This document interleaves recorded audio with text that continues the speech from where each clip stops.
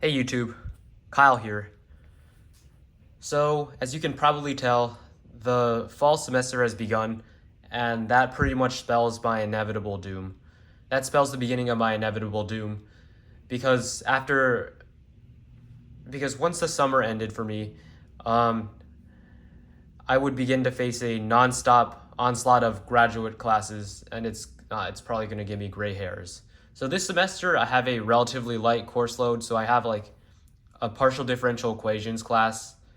I have a computational mathematics class, which is akin to numerical analysis, I guess. And I have introductory analysis 1, which is going to be the class that I struggle with the most. Probably. I don't know. I have been preparing for the past 9 months for this class so I wouldn't fail. So now I guess, yeah, I guess I can see what happens. So I guess I'd like to show you what my homework is for the first week. Yeah, I guess this is the beginning of a new adventure. So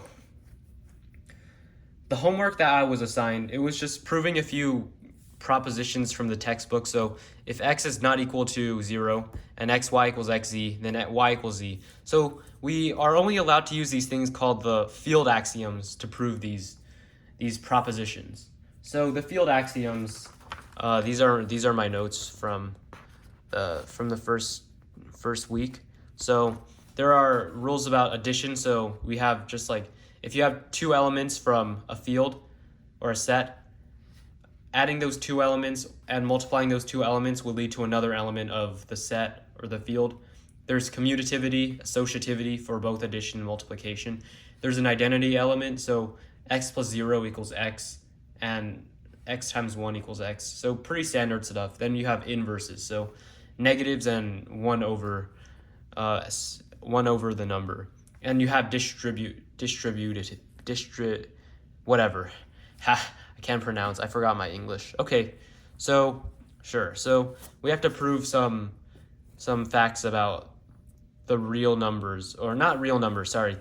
We have to prove some propositions using only field axioms. So pretty standard stuff. I don't think I really need to cover any of it. Then we had to also prove that certain things were unique. So the additive identity, additive inverse, multiplicative identity, multiplicative inverse. So as you probably might know this already, but the additive identity in a field is 0.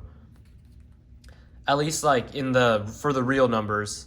I don't think that's necessarily the case for everything, but for the real numbers, 0, it's 0.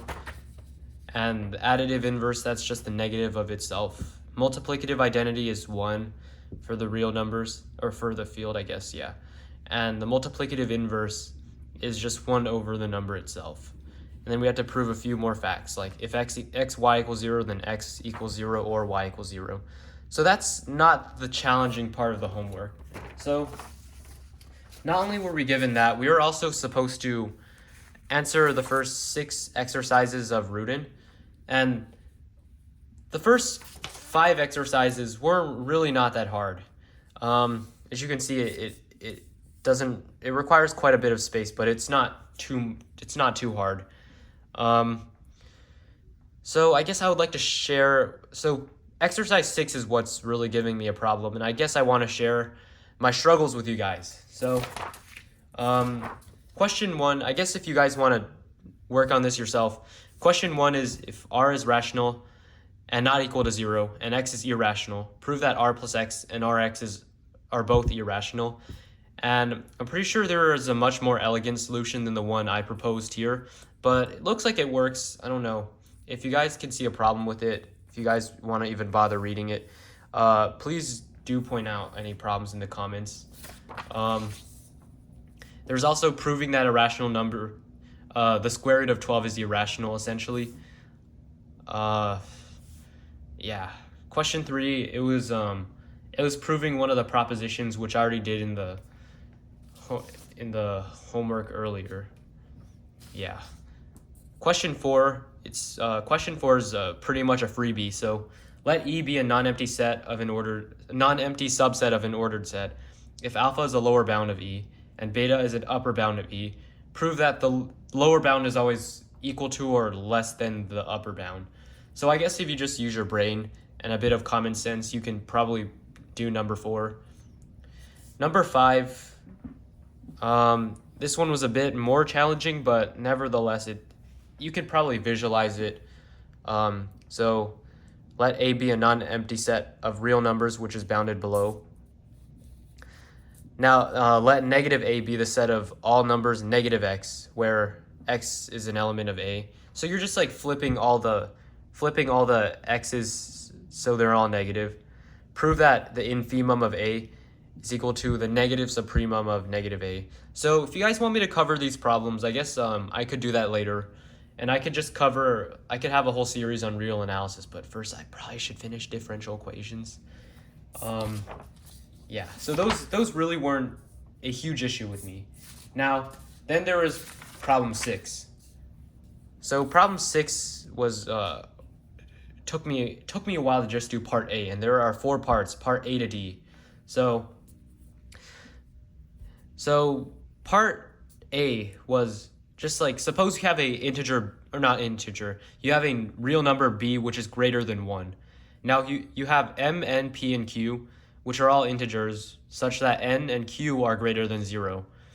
So now you have r is equal to m over n equals p over q. Now you want to prove that b to the m to the 1 over n power is equal to b to the p to the 1 over q power. So if you're given this fact over here, this should really not be a challenge to prove. If you were in, say, like an algebra class, it really shouldn't be any challenge to prove this.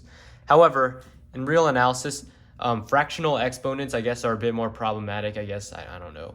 So it was a real pain to try to solve, but in the end, you had to use a few theorems from the books. So one important theorem, I guess, is there can only be one real y, positive y, such that y to the n is equal to b to the m. So what that means, I guess I can explain, but I want to show you guys a problem that I've been struggling with, and I guess I'll write the formal proof for now. So b. So if you keep the fact that b is fixed to be greater than 1. So prove that. I'll zoom in, I guess. Prove that b to the r plus s power is equal to b to the r times b to the s if r and s are both rational numbers. Okay. So where do we start? Well, first we can just write our assumptions. So let b be greater than 1 and r and s be rational numbers. So okay, what information can we glean from this? Well, if r and s are both rational numbers, then they can be expressed as a fraction of integers. So I can say then there exists m, n, p, and q that are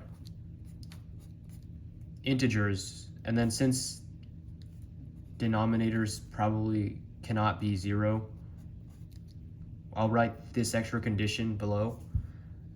There exists m, n, p, and q that are integers such that r equals m over n and s is equal to p over q. Right?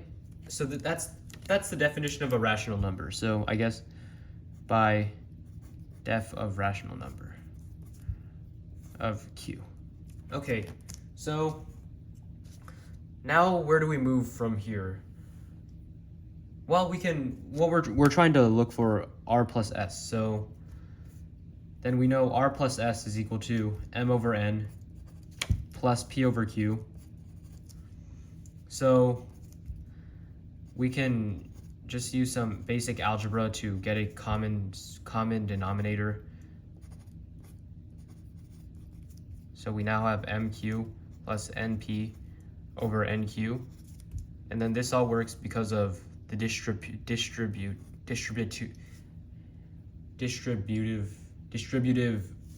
field axiom.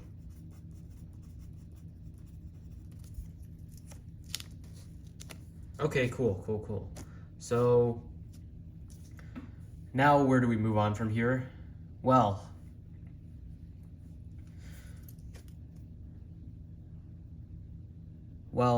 then we can essentially say that b to the r plus s power is equal to b to the mq plus np power raised to the 1 over nq power.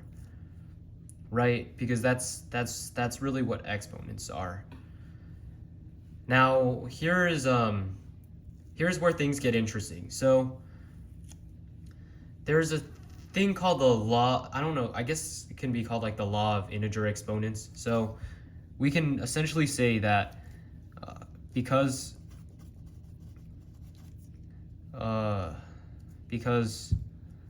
m, n, p, and q are all in the integers, right? Because this is ultimately this is a subset of the integers. Excluding the exclusion of n and q from 0 is still a subset of the integers, so we can say that that's true. Then we can also say that mq plus np is also in the integers by closure of integers under multiplication, under addition and multiplication. So essentially that states that if you multiply any two integers or add any two integers or do a combination of those two operations, you're going to get another integer. So simple as that. So then what we can do is, because and then we can also say that hold on, sorry. I'm going to make a small edit because mq and np are integers. Sorry. So because mq and np are integers, then and then there's something by law of integer exponents. I think that's what it's called.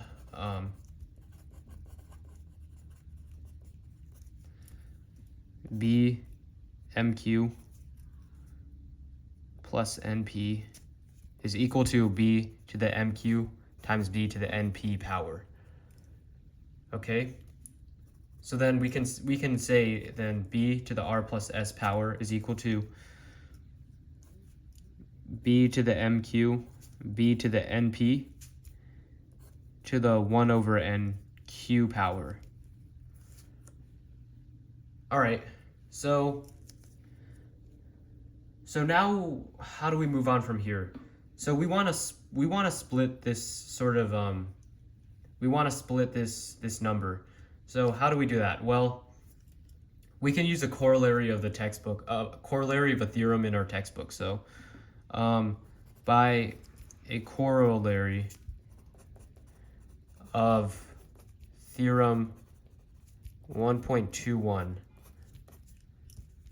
b to the mq, b to the np raised to the 1 over nq power is equal to b to the mq to the 1 over nq power. Yeah, okay, I don't need to keep talking necessarily, but basically this is true by some corollary of a theorem in the book we're using. So this is, I guess, allowed in the homework. I don't see how else we can progress from here. Okay, to move on. How do I move on? Well,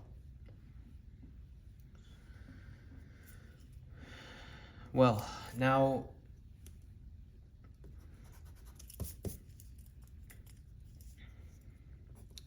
you can say that this is equivalent to b to the m to the q. That's b to the mq to the 1 over n, 1 over q to the 1 over n power times b to the nq to the 1 over q, 1 to the 1 over n raised to the 1 over q power. And then by theorem 1.21, this is equal to, so let me just write this.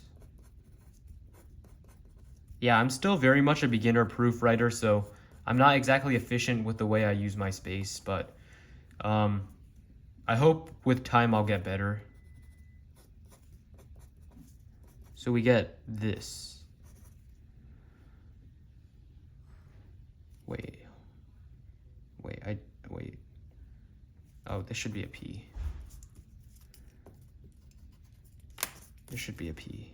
Yeah, okay, that's why something was wrong. Okay, b to the p to the 1 over q power. Okay, so now that we have this, so we already know that r is equal to m over n and s equals p over q. So then we would know that b to the r is equal to b to the m to the 1 over n power, and b to the s is equal to b to the p to the 1 over q power. Oh wait, sorry. This is not, okay, I'm not very good with my proofs. This should be a multiplication sign. So then essentially what this means is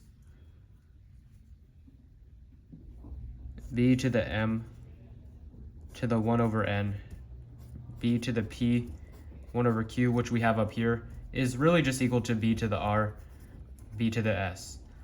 So, but we know that this is that this expression is really equal to b to the r plus s. So, in other words, this is saying that b to the r plus s is equal to b to the r times b to the s, and then that finishes the proof. Yeah, it's not a great proof, but I'm sure it'll function and I'll get a satisfactory grade. I might not get perfect grade, but this is I tried. Anyways, thank you for watching the video. I'll post more videos hopefully, but I'll be busier this semester. Anyhow, I'll see you.